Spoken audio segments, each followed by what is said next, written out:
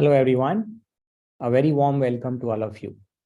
Thank you for joining us today for the webinar, Computer Science Research at Ashoka. I am Bhavesh Nikara, a fifth-year PhD student in the Department of Computer Science at Ashoka University.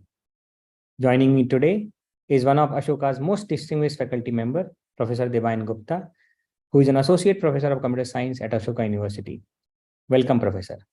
Before we begin, I want to inform our audience that applications are open for the integrated MSc PhD program at Ashoka University. The deadline to apply for the same is 31st July 2023. I would request our audience to kindly type any questions they might have in the Q&A box provided on your Zoom screens, and we'll address them towards the end of the session. Without further ado, let's get started. Over to you, Professor Gupta. Thank you, Bhavesh, for that very kind introduction. Let me just share my screen first, and we'll get started in just a moment.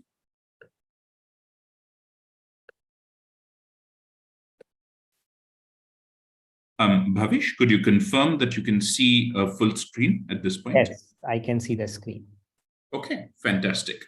So I realize this is meant to be a very special kind of presentation. See, usually a lot of these kinds of presentations we do to say just, oh, this is outreach, come talk to us, we're doing cool stuff. This is that, but it's more. See, for quite a while, we've been thinking deeply about how to improve both the research that we do and the opportunities that we provide. And after a long time, one of our primary conclusions was that we need to create a new kind of program. The kinds of programs that are available, the traditional PhD programs available all across India, are not cutting it. There seems to be something missing, and that something missing is very simple.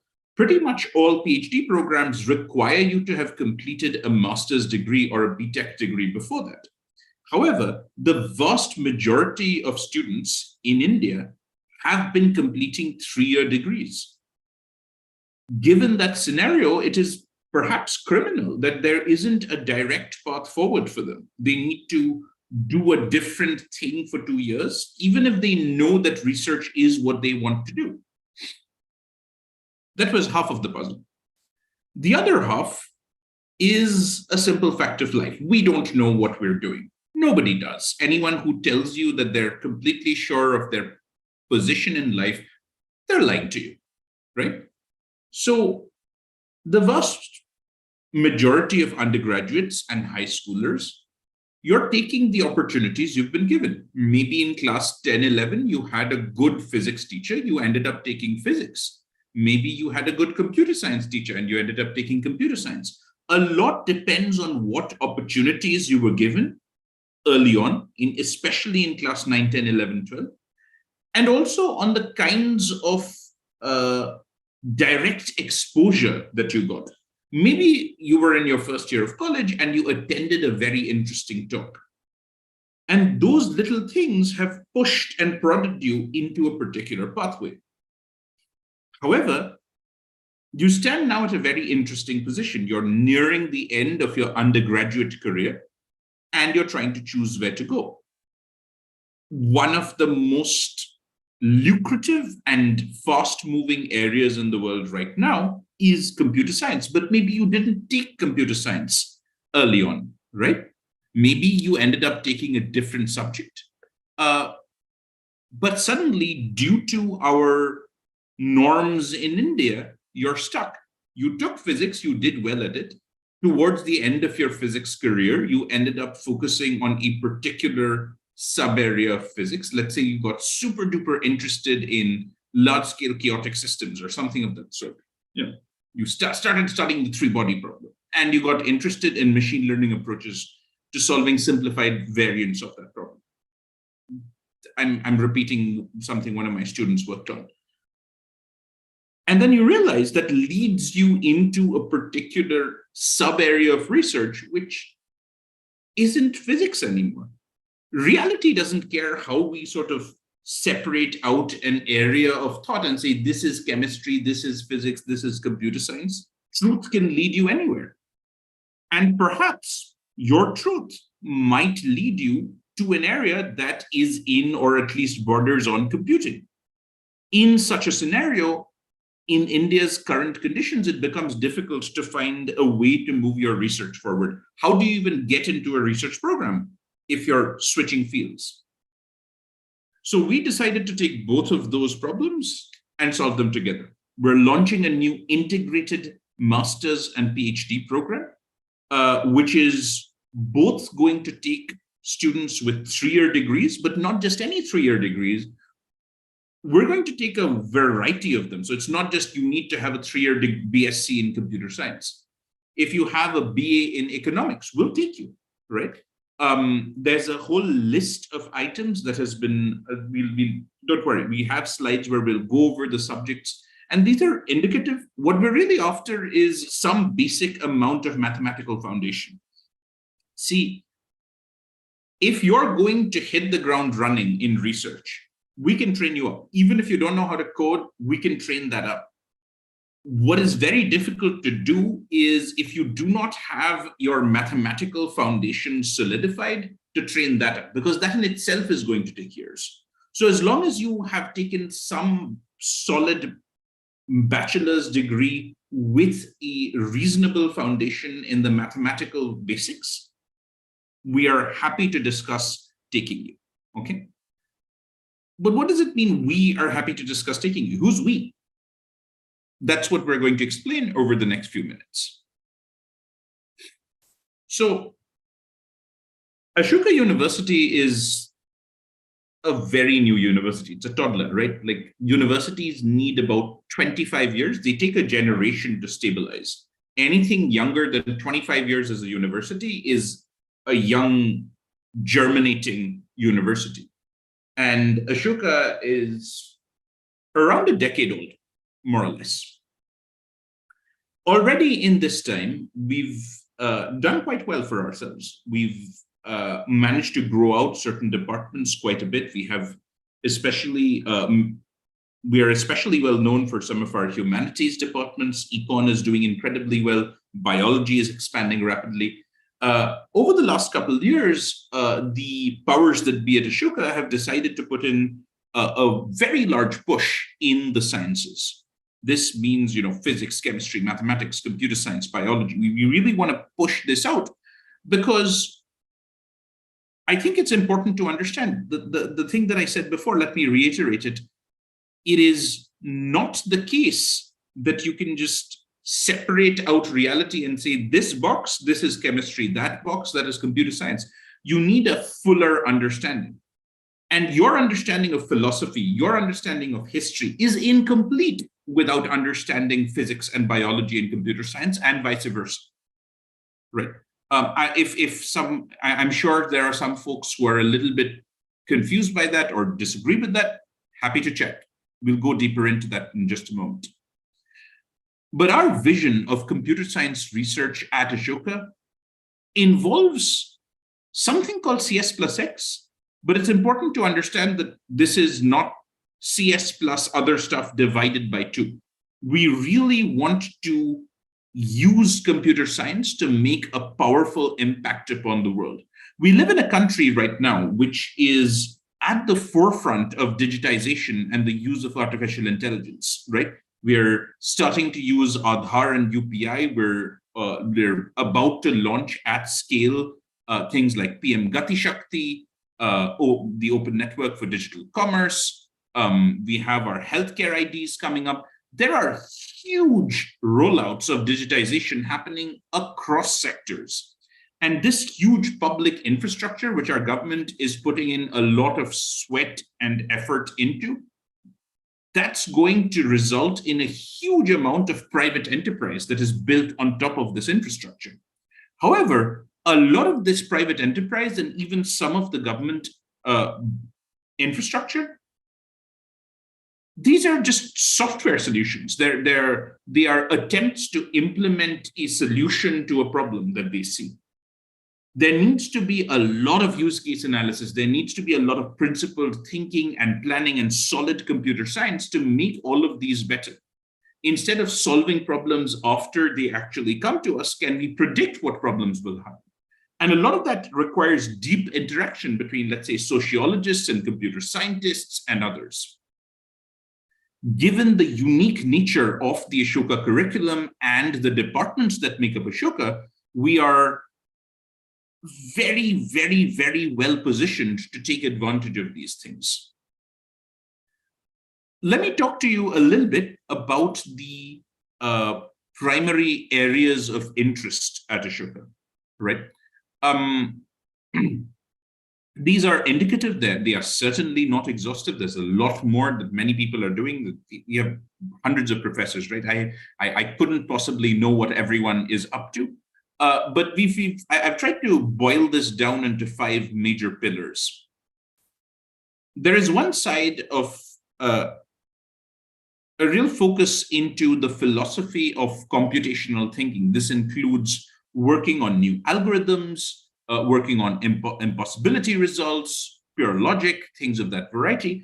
And this kind of computational thinking is actually, I didn't realize it, but it's really unknown outside of computer science. This kind of recursive thought, especially where you take an idea and you chip away at it a little bit and you automate the processing of the idea itself, right? Not just in terms of code, but in terms of actual thought. This is something that is very, very rare outside of computing, right? Even the proof techniques are, if moved to other fields, remarkably powerful. The second pillar, of course, is, you can't stand without your foundations. You need to have core systems, right? You need to know how to build actual computing devices. This includes, my favorite is, I run an embedded systems lab as well. I'm very interested in cars. So we have an embedded systems lab where we work on essentially car hacking. We try and break into cars, radio wave stuff. We also work a lot on the internal CAN bus systems of these vehicles, trying to understand what kinds of communications are occurring, stuff of that variety. There's a lot of work happening at the ground level on the systems front. One of our professors, Manu, whom I'll mention later, is sort of at the forefront of that. But you can't talk about computing if you don't have the device, have the architectures, have the compilers and programming languages to deal with this complexity. The third pillar that we're after is representation. I know I've said simulation and modeling on screen, but it's really representation. And we do this all the time, whether you're doing math or physics or whatever, you're doing this kind of deployment of knowledge when you're formalizing a problem all the time. 2 trains are moving towards each other. This is moving at 50 kilometers an hour, that's moving at 60 kilometers an hour. When do they meet? Well, even when you're writing down, you're abstracting away details of the trains. You're not writing down the color of the train because it's unimportant. And you know it's unimportant because, well, you already know how to solve the problem, right? But what if you don't know how to solve the problem? What do you have if you have no idea whether the color of the train is going to have an impact on where they meet? That kind of understanding of how do you even take a real world scenario, how do you represent it in the first place, even that is hard. And after you do that, then you get to simulate and model, right? Like simulation and modeling is step 2. Step 1 is how do you even take the problem and represent it? How do you formalize a real world situation? And there's a lot of work to be done there. For example, just a week or 2 ago, I was talking to some colleagues at a university in the US, and we were talking about how to represent chemicals in a computer, right? Like you've all written down chemical formulas, I'm sure, like in class 7, 8, I don't know, you CH4, CH3, whatever. You're writing down these functional groups, right? But it turns out it's not enough. There's a lot more nuance to writing down a chemical structure. And there's systems, there's something called SMILES. You can have a full crystallographic structure. But even to this date, we just do not have a good way to simulate stuff, even write down a chemical structure clearly in a way that is useful for machine learning. That in itself, there are entire labs that are focused on just that, right? The next one is data analysis. This is the broad field of data science, and we've really just begun to scratch the surface of this, right? There's so much data around us, and there's this sort of weird gut feeling theory of public good that, oh, there's data, we'll do stuff in a data-driven fashion and everything will be good. There's data, we'll throw it at some machine learning black box and we'll solve it. But how do you build fair systems? How do you ensure that what you're doing is actually useful, right? How do you have accountability? There's a lot of stuff which we need to figure out before we really scale all this up, right? And we're scaling up as we speak. So this is an urgent need. The last one I already kind of mentioned, which is, as our society digitizes really quickly, there are new kinds of problems that are coming up. My favorite problem to mention in this area is, for example, something called ALPRs, automatic license plate readers. Now that I've piqued your attention talking about license plates, I'm going to move on to the next slide. And if we have time at the end, I'll talk about car license plates again later. Yes, I really do like cars. Half my research uses cars as some sort of example somewhere. That's me. I have some sort of short slides on research done by various professors. I do a lot of work in pure cryptography. I'm also very interested in deployments of AI, right? There is pure ML, AI ML stuff that I do. But what I'm really interested in is what happens when you scale it, right? It's not a question of generating one image as you generate a billion, right? This is actually a reflection of the same kind of interest that I have in cryptography. The kind of work that I do in cryptography in privacy preserving technologies, I'm very interested in thinking about problems along the lines of, let's say, I'm not interested in what happens if your Aadhaar fingerprint is leaked, but I am very interested in what happens when 1 million fingerprints are leaked, right? Think about that for a moment. If your fingerprint is leaked, someone goes and steals your fingerprint data, they're after you, right? You know how to fight back. They probably have a motive. There's all sorts of things you can think about. Why would someone even want to steal 1 million fingerprints? What do they get out of it? Is it bad? I mean, it feels like it's bad if 1 million fingerprints get stolen. But what is someone even going to do with 1 million fingerprints? It's not immediately clear what the exact bad outcome is. You feel like there should be one, but once one tries to articulate it, it becomes difficult. There are complexities here. There are countries that are building DNA data sets. That has interesting kinds of crossovers with privacy because I don't need your DNA. I just need enough of the population DNA, and then I know who you are as well. Like if I have your cousin's DNA and your mom's DNA, I can extrapolate things about you. So there's a lot of privacy and security related stuff that I'm very interested in. I'm also interested, as I said, in general, in the concept of scale. What happens as technology scales up? I'll mention 2-3 other of the professors. There's others. I'm not mentioning PPD and Maya and some of these other folks. We'll talk about them, but we only have a fairly limited amount of time. Mahavir is one of my ilk. He's also a cryptographer. He works a lot, especially recently. He's been working a lot in post-quantum cryptography, right?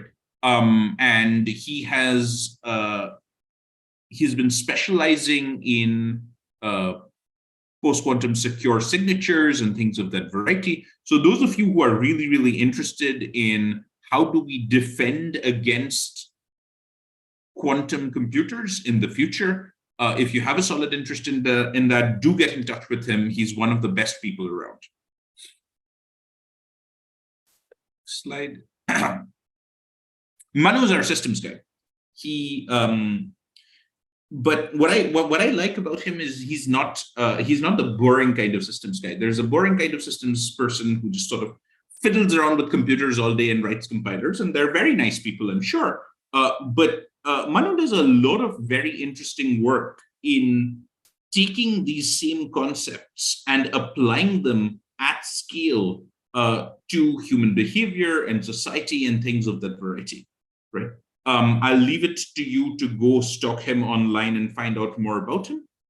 But it's really interesting to see how the same kinds of concepts that, let's say, affect network architecture affect human communication as well directly, because it's the same underlying mathematics. Super, super interesting stuff. There's also Shubhashish Banerjee. He does a great deal of work in a variety of areas. His background is actually in machine learning and then computer vision. But of late, he's been doing a lot of work in election theory, right? What does it mean to have a reliable election? How do you prove things about it? And there's a bunch of medical work, clinical stuff that he's also involved in. I also do some amount of clinical stuff, but that's of a different variety. I don't work with, let's say, radiologists or anything of the sort. I mainly work with large data sets trying to predict bias and things of that variety. Now, let me just explain a little bit about the CS plus X thing that I mentioned before, right? What is CS plus X? It's very easy to say that, oh, you're bringing in other subjects, and so CS plus X is somehow the combination of computer science and blah, blah, blah stuff that somebody's dreamt up, right? You say that, okay, there's sociology and CS plus sociology. Why? Because we're taking a sociology paper and we're taking those data sets and we're applying CS to it.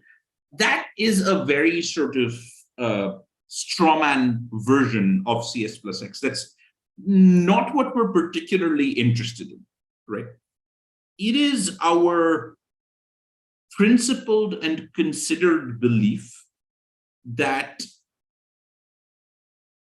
computation is a new way of thinking, all right? It's not just a subject. There's this great joke about computer science that it has nothing to do with computers and it's not a science, right? I actually very much agree with that line of thought. It's similar to the way in which geometry, for example, developed. So just going back in time, geometry, land, metry, measurement. Geometry, at least in the Western tradition, there were multiple other strains, China, India, Japan, and so on. But in the Western tradition, geometry developed in Egypt. And geometry, measuring land, was used for taxation, right? People, kings and pharaohs or whatever, they wanted to tax people. So they needed to have formulas to know that, okay, I have this awkward shaped piece of land. How much land is it so I can tax this person? So that's what the subject started as, measuring land for taxation. And it took us literally hundreds of years, and depending on which pipeline you're looking at, millennia, to move away from that into a subject that is completely different. It turned into, for a while, the study of shapes, and modern geometry is its own mathematical lens. It's its own field entirely. It's not just shapes. There's so much stuff in there.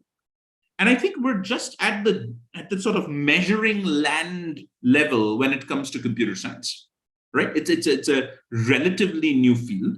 We've figured out some basic things about it, but we're really just scratching at the surface. I assure this is where we're at the edges, we're at the circumference of computer science as a subject, because we don't even understand most of the problems that we're dealing with. We have some basic thoughts about complexity theory and algorithms, but beyond that, it's just entirely unexplored. And in such a situation, it becomes important to both understand one's limitations and one's abilities. Why is computer science such a hot field? Well, A, there's a lot to do because most of the stuff is not yet done. And B, it turns out that computer science, we were lucky enough, is fantastically lucrative. Some of it has to do with the way that it scales. But just in general, it has turned out to be a very monetizable field. That combination means that as far as research is concerned, the development of new knowledge is concerned, we have a huge advantage because businesses and humans and governments, everyone wants to fund ideas in computer science because they know there's a good chance that if the idea comes through, it's going to be very highly monetizable, right? Given that opportunity, it is criminal if we do not use that to help humanity. And what is the best way to take this subject, which is, if you force me to come up with a definition, I would say it is the study of processes, right? How do you get from A to B? It's a study of journeys or processes. To take our expertise in that subject and apply it to things that actually help humanity, right? And that's where the foundation of CS plus X should be. How do you take the Indian legal system and improve it using computing, right? Is it just optimizing the order in which cases are heard? Can we summarize legal material? Can we auto-suggest what happens in a bunch of cases? Is that ethical? When does it cease to be ethical?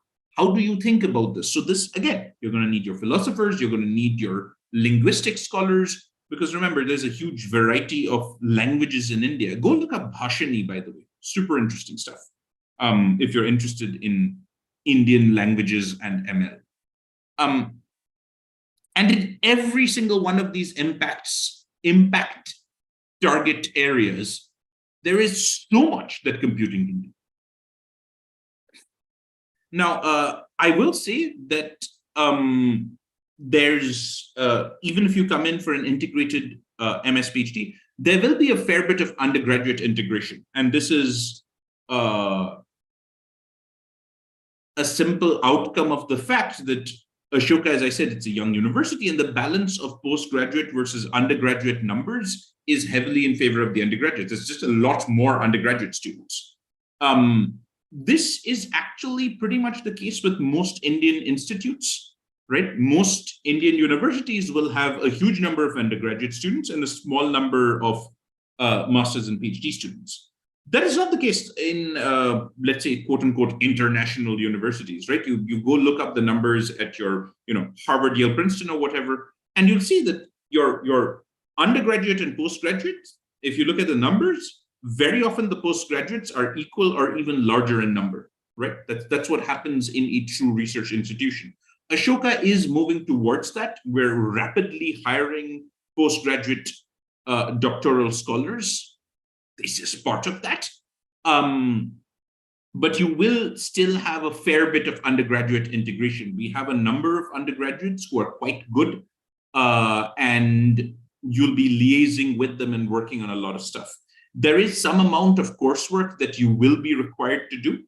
And I can answer questions about that in due time, should you have any, right?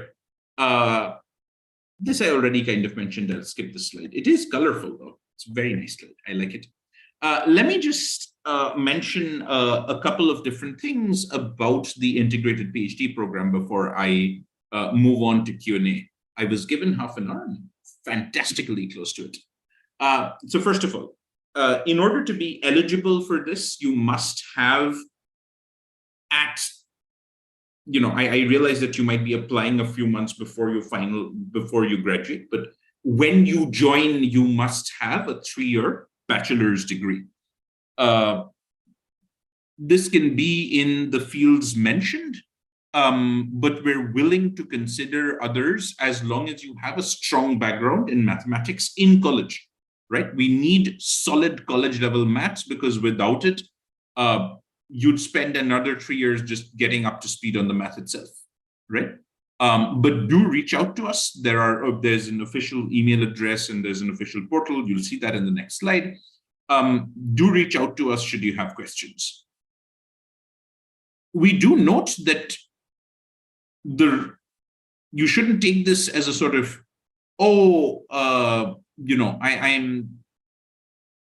I have a 3-year degree. This seems to be an opportunity. I'll take that as one option out of many.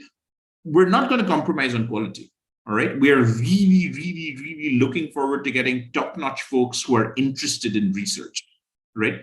We'll move mountains to make sure that you can get here if you really want to, right? But we want to make sure that you are a solid person and that you're really interested in the research that you're planning on doing. Okay. The duration of the degree is 6 years. This roughly means that you're probably saving a year or two, right? Generally speaking, after BSc, or BA, you would end up doing a 2 years master's, and then you would start a PhD, which takes 4 to 6 years. On average, let's say 5-6 years, something like that, right? Most people will probably end up taking, 4 to 6 years is about right. I think that's the official number pretty much worldwide, except for in the UK and so on. They have like a super weird system that's different. But let's say you look at any US university or any top tier Indian university, that's the sort of range of time. And most people end up towards the 6-year limit and not the 4-year limit. Shorter PhDs are actually not a good idea most of the time because you haven't had time to produce sufficient high quality research. So this saves you a year or two, right? And when you come in, because remember, you might be coming in from a field that is not directly computer science, we'll help you. You'll be doing coursework with us and we'll help you pivot into computing. And then you can dive directly into research. This includes assistantships. There will be various kinds of assistantships available. Generally speaking, we will follow the usual India UGC sort of JRF structure after your first 2 years. So during your first 2 years, there's a different structure. There's a number of assistantships that are available. You will have official documentation on the website regarding, who can get the 20,000, who can't, and so on and so forth. We don't have infinite money, so we can't just give it out to everybody. There are limited numbers of these available, and we'll try our best to make this happen for most applicants. Okay, and this also means that there is a fee waiver. There are sort of certain fees that universities must collect, and there's a 12,500 enrollment fee that is there, but we'll waive that off during your initial time. Details about all of this, this sort of slide is really not the right format. You will have a proper PDF with sort of all the legal details and exactly how much money you'll be getting and so on and so forth.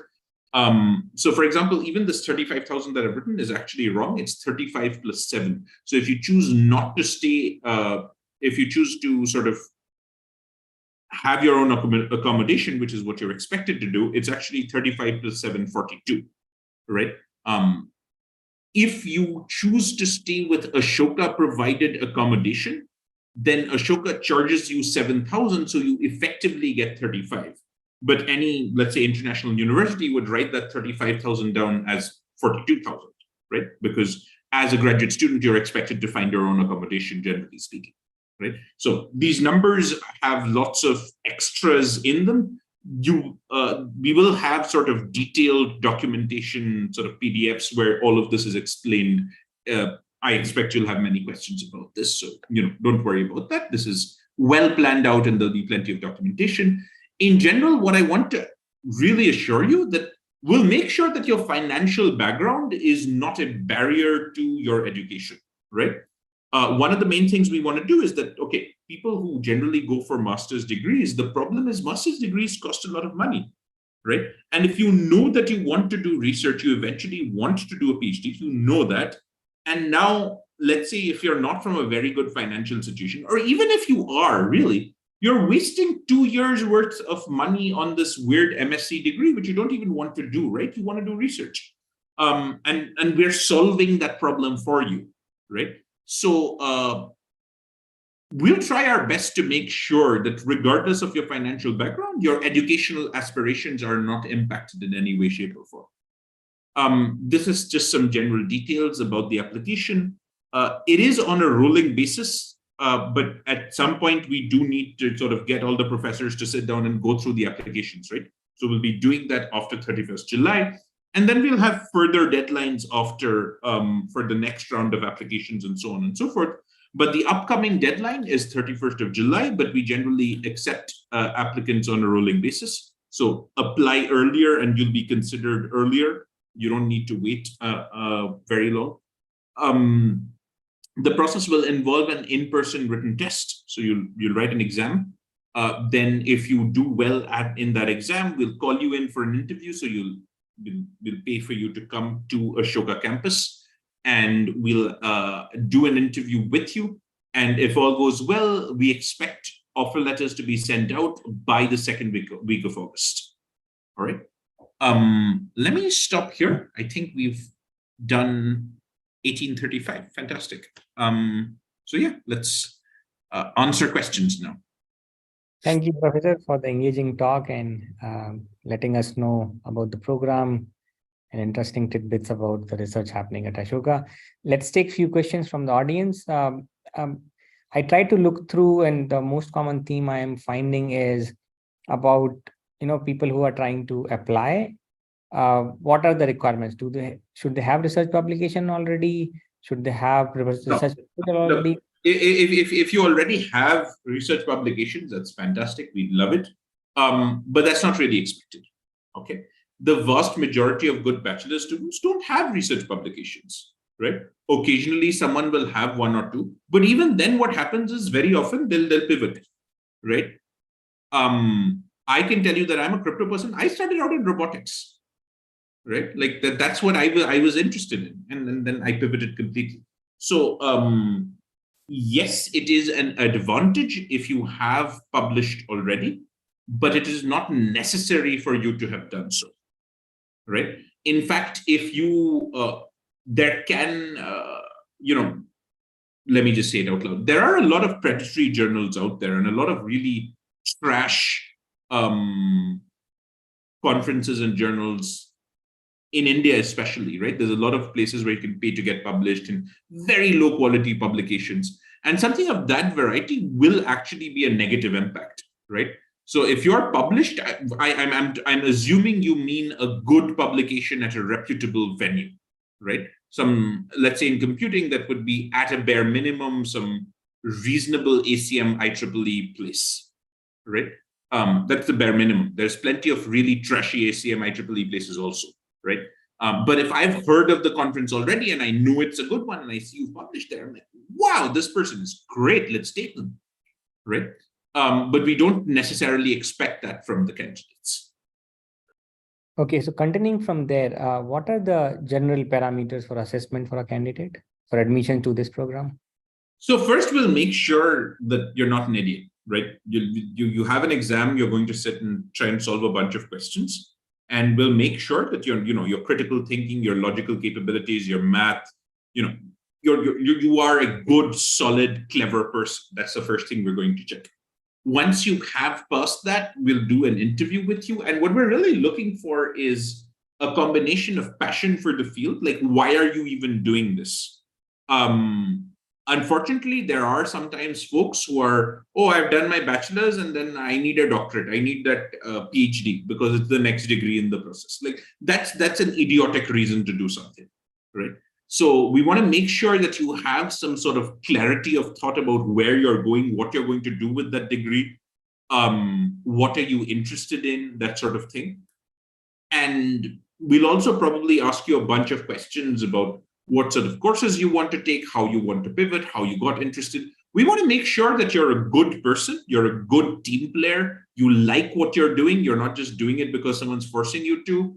Like we want to make sure that if you join us, you will do well. Like that's all we're really looking for. Okay. We do expect there to be a fair amount of competition for this particular program. So we will be paying quite a bit of attention to your research plans, right? Like, what is it that you want to do? And, we'll try to see, okay, here are the professors in that particular area. Is there good overlap?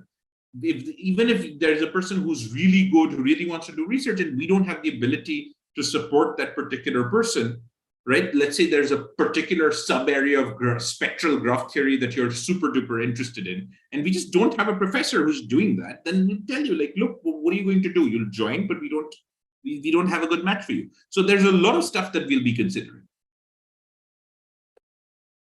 A bit specific, but somebody asked what kind of questions are asked in the exam, right? I think they're referring to entrance exam. Oh, don't worry. We'll release. Before that, you will see a set of kinds of. We won't actually give you sample questions, but there'll be a general, not a sample syllabus, but an idea of a syllabus. What kinds of things will be covered? But remember, these are questions that we're asking of a very broad field of candidates, right? Put yourself in my position. If I'm supposed to make this exam, how can I make an exam that will be difficult but fair for people from physics and from chemistry and from economics? That automatically precludes a huge variety of questions, right? And we're not expecting you to be excellent coders either, so I can't just ask you questions about algorithms or coding. So then what is left? Logically speaking, that automatically suggests that what is left is core mathematics, right? Logical thinking, some amount of computational thinking stuff, right? Like if you can't do mathematical induction, right? If you can't do induction, then you're in trouble anyway, no matter which field you're in, right? As long as, so we will ask foundational questions that are important to any technical field. Okay. So this includes, by the way, questions about, let's say, I might ask something about randomness. Now, I don't, like, even if you're, let's say you're an econ, right? You had better understand exactly how randomness works. I'd say, okay, I'm doing sampling in this way. Now, if you're in physics, you need to understand that sampling stuff because maybe you're getting data from a sensor and you need to understand, I'm getting a sample of the data, right? And if you're doing economics, you still need to understand that. If you're doing biology, you still need to understand that, because how are you going to understand how well a drug works if you don't understand sampling techniques, right? So there are foundational technical bits that are present in all fields, and we'll be querying that along with your basic logic. Okay, there are a few questions about eligibility of the candidates. So I see people who have done BTech computer science or bachelor's, BSc in computer science, but also have done MCA, like final year MCA. Are they eligible with those degrees? What I described is the minimum requirement. As long as you've passed a 3-year bachelor's degree, you can have done other stuff, that's fine. And the question is, will this exam be in Ashoka campus? We have already answered it. It's in Ashoka campus, right? So the interviews will be in Ashoka campus. The in-person exams, we'll hold them in various cities, right? So if you are in the Haryana Sonipat area, then sure, you can come to Ashoka campus and do them. But otherwise, we will hold in-person exams in other locations in other parts of India, because we realize it may not be possible for you to, travel. Let's say you live in Chennai or something, it might not be possible for you to come to Delhi. So we'll depending on the applications, we will set up in-person exams at various locations. And very specific, what about BCA students? Is it a 3-year degree? Yes. There you go. Okay. Yeah. So I think that covers mostly the eligibility and what goes in, in the process of. Now, can you tell us more about what kind of collaboration opportunities are available while we do the research at Ashoka? So it really depends. Like, look, there are, when people say collaboration, I found that different people mean different things, right? The average meaning of the word collaboration is there some international white-skinned person that I get to talk with from time to time, right? But I'll answer my iteration of collaboration first, and then I'll answer that other question. So we do have a great deal of collaboration between departments and professors and projects here, right? Half my projects are collaborations with other folks in other departments, right? So if you're here as a PhD student, and a lot depends on your area of research, right? Let's say you come from mathematics and you tell me that you're interested in theory of computation, right? You're not going to have interdisciplinary collaborations. It's unlikely. I'm sure there's some sort of theory of computation person who's very angry with me right now, but like, of course we can collaborate important applications in, I don't know, whatever area, but like it depends on what that subfield is. Okay. On the other hand, if you're like, oh, I'm really interested in blah blah blah sub areas, I'm really interested in radars and how they work, and I want to apply machine learning to radars to detect certain things, right? That probably lends itself to a great deal of collaboration in different subfields, right? So it depends on the sub area is the answer. As far as international and larger scale collaborations are concerned, sure, we have a bunch of those. If you look at the profiles of most of our professors, the vast majority of them have a lot of international connections, and we continue to work with our international collaborators throughout, right? So if you want to work with someone, or you want to spend some time abroad, or you want to do something of that variety, that's something that we can do. But that really shouldn't be the main focus if you're planning on a PhD degree, right?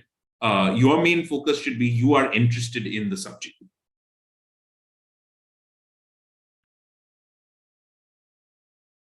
Yeah, I think that answers the question. I get a very interesting question. I will read as it is. How do I know if I want to do research? It might be a dumb question, but I really am passionate about CS. Just have not discovered any specific areas yet. I'm sure this question might be in minds of many people. So can you answer? No, absolutely. Look, in the immortal words of, I forget the name of the character, but it was from this Hindi movie called Life in a Metro, right? And I'm transliterating and misquoting, but it's like, this is life, not a TV set. There are no guarantees, right? So you're not going to know, right? Nobody does. You're asking a much deeper question than an integrated PhD admissions. How do I know where to go in life for sure? And the answer is nobody does. For all I know, 2 months later, I might decide that, oh, all this computer science stuff was nonsense. I'm going to go write a book about a detective or something. I read a lot of mystery novels. Maybe I'll do that. I don't know where I'm going to be tomorrow. But without being sort of irritating and sort of giving non-answers, I understand where you're coming from, and it's difficult, right? So the best thing you can do for yourself immediately is to explore. Sure, sit for these exams and apply for other places also and do all that stuff. Sure, let's put that aside. But I feel for you. I understand that question. Go read papers, right? The biggest mistake, the two biggest mistakes that people make when one is exploring what to do with their own lives and sort of areas of interest and so on, is become passive. You're like, I don't know what to do, so I'll do nothing, right? The answer is just pick something and do it. It doesn't even matter, right? Because the alternative is what? You would have spent a bunch of time watching some YouTube videos. I think this is live streaming to YouTube, but like whatever. So just pick a subject. Don't let the perfect be the enemy of the good, right? Don't worry about whether it's a perfect fit for you. Pick a subject, dive deep, right? Like year before last, I suddenly decided I'm going to get into protein structures or whatever. And I spent an inordinate amount of time studying about proteins, right? It's not going anywhere, right? I'm not necessarily going to end up doing research in exactly that area. I ended up starting some research. Bhavesh is actually involved in some of that in an associated area because of my conversations with that particular lab. But I don't regret the time I spent studying that stuff up. It's interesting. So pick something and just get started. Explore. And the second part of it is don't let it be sort of mindless exploration. Like do it in a principled way, right? Plan it out. Pick a subfield, be like, I'm going to read this, then I'm going to learn that. And if you find that you're not enjoying yourself, just stop. Pick something else, right? Like that's the best part about educating yourself. You can just stop. It's not like, okay, I'm learning geography, I'm not enjoying it. Okay, close the book, I'm done, right? Study something else.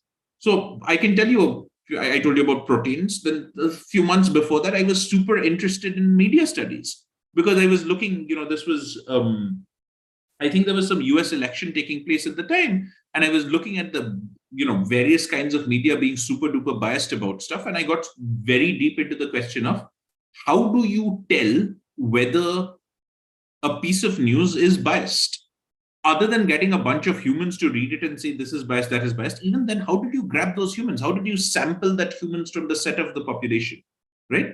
Maybe you went and sampled people and all of them turned out to be supporters of one party and not the other. So how do you make sure, how do you mechanically test for bias? And I got quite deep into that subject because I found it interesting, right? So if just study stuff, if you feel you're passionate about it, dive deep. If you don't, close the book, move on to the next one. But like actually do it. Don't just sit there and think. Yeah. So I think that also covers, there was a question about, the field is changing so fast. Within 2 years, we don't know what is coming next. But I'll take it as, if you follow your interest through and through, then you will learn something concrete, and then maybe that is what will make you go ahead with respect to how the fields are changing so fast. All the fields are changing fast. Everything's changing fast. Like this, what is the alternative? You won't do anything. Like when you're making a decision, you have to think about the alternative, right? The question being asked is effectively that, okay, if I do this, then what if I learn stuff and then it changes? Well, what's the alternative? You don't learn stuff? That's not helping either, right? But other than the snarky answer, the fact of the matter is, yes, stuff changes, but the act of learning itself is a habit, right? Like you will need to reskill over and over throughout your lifetime. Of course you will. Everyone's done that. If you look at all of your parents, they've reskilled so many times, right? We might make fun of our parents for not being super duper good at using cell phones or whatever, but think about how much change they've had to see in the way they behave, in the way they move around and all this stuff, right? We are probably going to see even more change in the next 20 years, right? So it's hard. It's not clear at all. And if someone knows, so if someone says that they know what changes are going to happen, they're lying to you. Yeah, I think that gives a little solace to people about, how there's so much change, that might be overwhelming at times. There is a question about exit option in this program. Can you elaborate on that? So let's say you do for 2 years and a little bit more time, and you're starting to do the research bit. You've completed your coursework and you're starting to do your research bit. And after a while, you're like, this is just not working out for me. So you can leave at that point with a master's degree. There are certain time penalties and so on and so forth. We'll give that to you in writing. Don't worry. Before you apply, we'll have PDFs that go through all of that. But we understand that may happen. And if you leave after a certain point in time, you will get some master's degree to represent the effort that you've put in up to that time. But if you come in and leave 3 months later, then that doesn't work, right? Then we can't give you anything, right? So there needs to be a certain threshold that you cross. And after that point, you will be able to leave with a degree early. So you don't need to, you do have an exit option before the full 6 years are up. Okay, yeah. There is a question saying, can you recommend some resources about preparing for this exam, the entrance exam, I think? Yeah, written test and interview. The answer to that is absolutely not. So I could give you some like random nonsense. I could. But what we're really testing, as I said, is your technical foundation, right? If you are a good, solid person, these are not meant to be tests that you can just, learn and solve. These are not going to be your IIT JEE style exams because, frankly, I don't think they're very useful, right? We are looking at your technical foundations, really trying to understand, like, let's say you come to me and you say that, hey, let's say during the interview, you come to me and you say that I'm a student, I've done physics, I've done blah, blah, blah. And, what classes did you like? You're like, well, I did this linear algebra class. I liked it. I like this, that, and the other. So I'm like, okay, imagine you have your 2D plane and you have a circle on that, some sort of formula that, x squared plus y squared is equal to r squared, something, blah, blah, blah. And you multiply that, each point on that, by a 2x2 matrix, right? Can I turn this circle into a point? Can I turn the circle into an ellipse? Can I translate the circle. What are the things I can and cannot do with a 2x2 matrix? Right? Now, the thing is that I might not ask this question directly, right? I'll make it, there'll be some sort of story. There's a cycle that's running and you're doing something, blah, blah, blah. There'll be a story behind it. But I'm really getting at the underlying foundations. Do you understand what you're doing?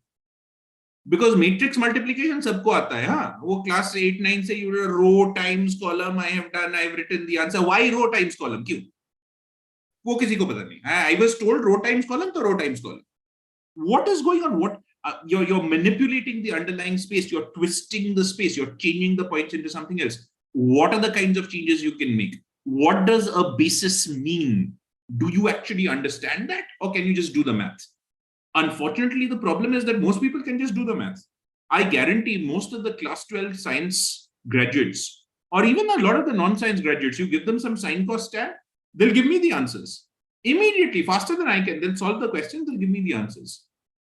Right? But what is going on if I ask that there's blankness? Why? Because the knowledge is hollow. You've just learned to go through the motions. This exam, what we're trying to do, and I don't know if we'll be successful. Okay, it's really hard to set these kinds of exams. What we're going after is, do you have your fundamentals solidified? Do you understand what you're doing? These are not meant to be hard questions as such. Okay, we're not going to ask you, RMO style questions. This is huge number, you divide by this and multiply that. Does this end in 67 or not? No, that's not what we're after. We're not trying to put you under a lot of pressure so you suddenly can solve, and if you know the right techniques, you've studied for this long. No, that's not the target of this kind of exam at all. What we're after is making sure that you are confident in your basic foundations.